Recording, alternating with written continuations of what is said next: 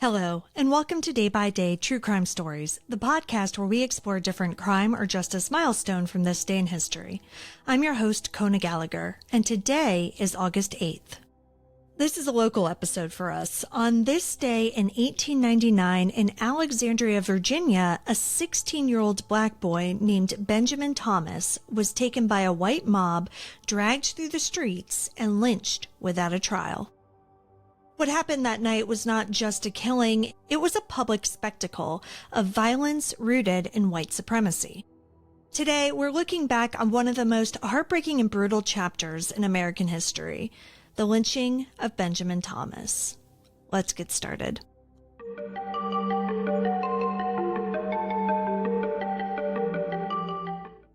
On August 7, 1899, Benjamin Thomas was arrested on suspicion of attempting to assault a white child, his neighbor, 8-year-old Lillian Koch. Benjamin, who lived with his mother near Market Square, completely denied the accusation. Still, he was thrown into the Alexandria City Jail with no formal charges, no lawyer, and no effort at due process. He was guarded by 4 officers. The arrest triggered immediate fear within Alexandria's black community. Just 2 years earlier, another black man, Joseph McCoy, had been lynched by a mob under nearly identical circumstances. Determined not to let history repeat itself, dozens of black residents gathered outside the jail, volunteering to protect Benjamin. Their offer was rejected. Instead, several were arrested and detained overnight. Meanwhile, in the white community, tension and hatred quickly ignited. By evening, gun shops were sold out. Men armed themselves, forming loose militias in the streets. Rumors circulated that black residents were organizing to fight. These, of course, were falsehoods that only intensified white fear and fueled the mob mentality. By 11 p.m., hundreds of white men had surrounded the jail, demanding blood. Mayor George Simpson tried to quell the crowd, promising a grand jury investigation if they went home. But his words were met with jeers. "Give us the N-word," someone yelled. Another voice shouted, "He won't be here tomorrow." Inside, jailers tried to hide Benjamin, possibly in a cellar or even inside of a fish barrel. But by midnight, the mob had broken through. Armed with axes and iron bars, they stormed the building. Black inmates were beaten. Benjamin was found and dragged out sobbing, calling for his mother. Witnesses later said that the crowd collected pieces of rope, fabric, and even bullets as keepsakes. The mob, now estimated to number in the thousands, paraded Benjamin through Alexandria's streets.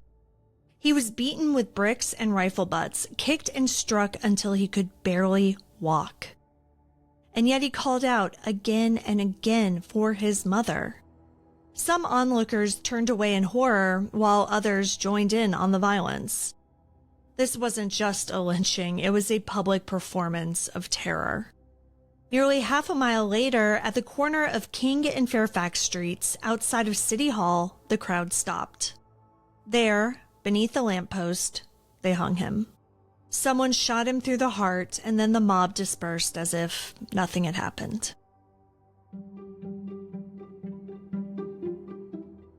The official coroner's report would later say that he died from gunshot wounds inflicted by a group of unknown men. No arrests were made, no charges were filed, and no one was ever held responsible.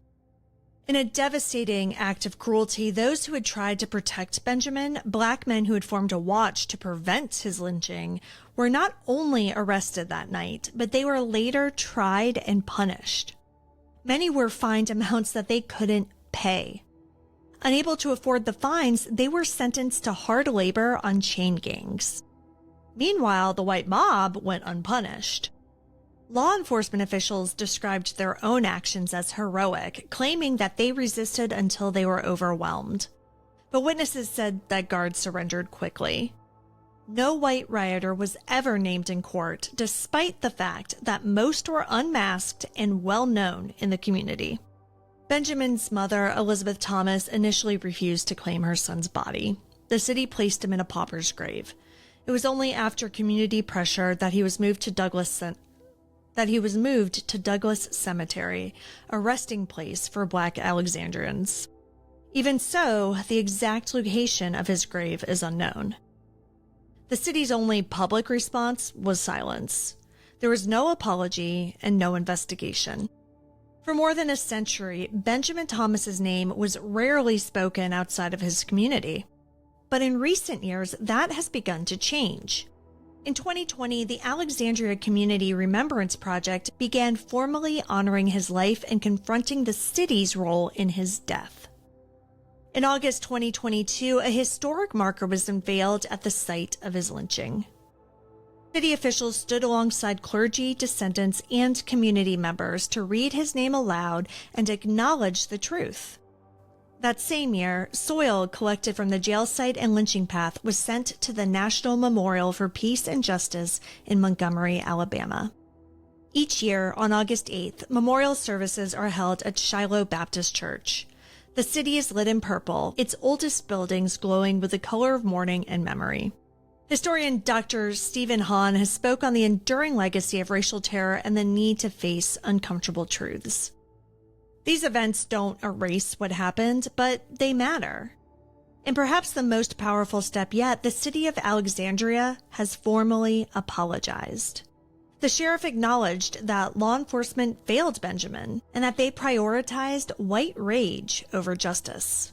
The mayor reaffirmed the city's commitment to tell the truth about its past, to name the names, mark the places, and say what should have been said long ago.